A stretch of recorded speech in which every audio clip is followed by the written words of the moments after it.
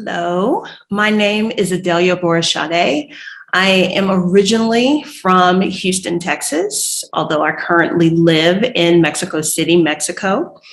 I attended undergrad in Houston at the University of Houston, where I got a bachelor's degree in history with a minor in education. I became a history major during my second year in college. Initially, I started out as a business major, but I decided to follow the path of studying something that was really, really interesting to me, something that had always been a favorite subject of mine. That was not business. So that's when I changed my major to history. As a history major, yes, you will take history classes, but that doesn't happen until the third and fourth year of your degree. During the first 2 years, you sort of take classes on all of the academic basics, several semesters of English. I did not need a lot of math. Actually, I only needed one math class, so that was good for me. History majors also need other social science credits, something like psychology or sociology, as well as a foreign language. I had studied French in high school, so I continued to take French classes to fulfill that requirement when I was in college. To fulfill the science requirement, I took geology because that was far more interesting to me than anatomy and physiology or chemistry or physics.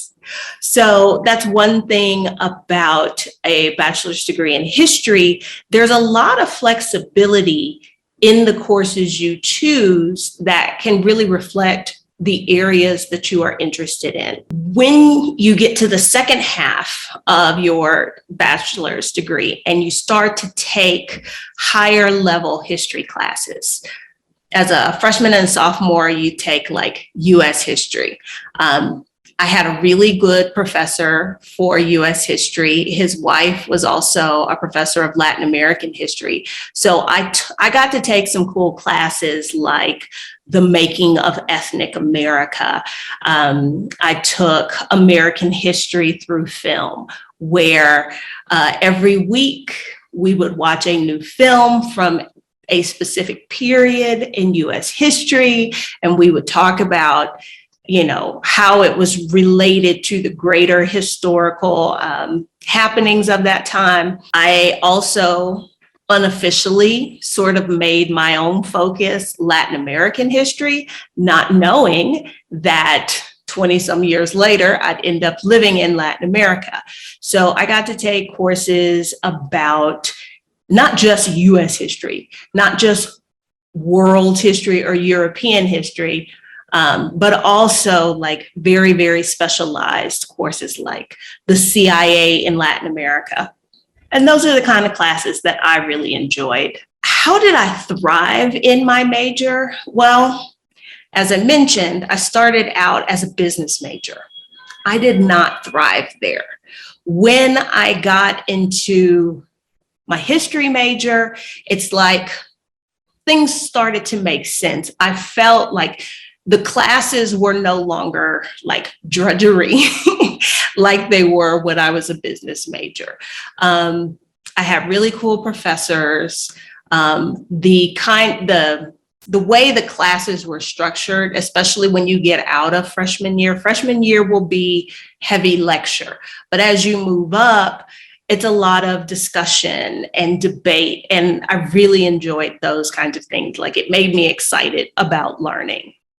If you are choosing to major in history or some other social science, you need to be prepared for people not really understanding the power of what you are studying and what you're really learning.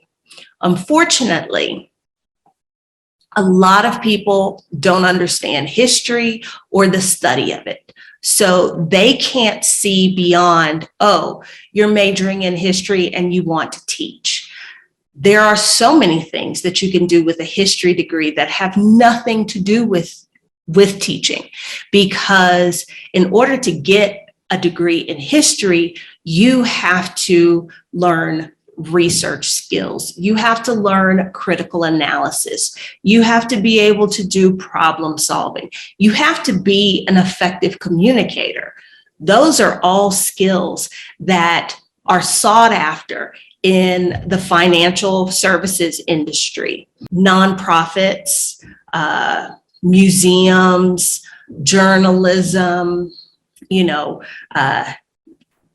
government, legal sorts of professions. So I would say that's the thing to be prepared for people not to understand the value of your degree. So you have to be proactive. You have to, I guess we could even call this part of the cheat code, is you really need to check out your university's career center and work with the people in there, pursue internships, work with them on how to sell yourself when it comes time for you to look for a job, to take advantage of those skills that you've learned as a history major and help you be able to sell yourself, because most people just don't get it. I did go on to become an educator. I taught history, I taught geography. I was also certified to teach economics and government. All of those courses, the coursework I took for that certification fit within my history degree, because you have so many electives that you can choose to use a variety of places. So although I was certified to teach like all these different subjects, I did not have to take a bunch of extra coursework to do that. I had a 24-year career in education. I spent about half of that in the classroom teaching secondary students, high school, junior high. I also spent the other half of my career in education as an instructional technologist, where I trained teachers and adults how to use technology. That took me overseas, where I worked in education in Honduras, in Kuwait, and in China. I am now I've transitioned out of teaching in a traditional sense, but I use the skills that I learned getting my degree in my current position. I am a financial educator and a relocation specialist. I help people plan and execute moves, often to other countries, as well as educate them on how to improve their finances so that they can make those international moves or travel.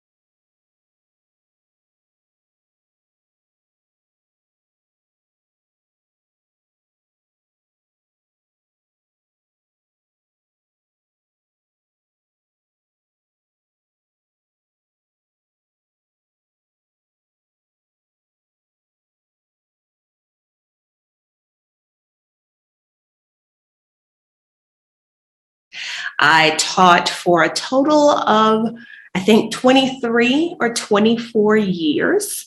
I am now on my second career that doesn't use my bachelor's degree in history directly, but it does use a lot of the skills I learned.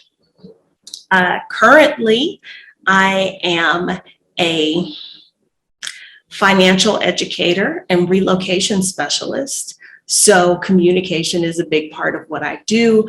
Understanding things that have happened in the past, their impact on the present situation, helping people navigate those spaces and understand the consequences of certain decisions.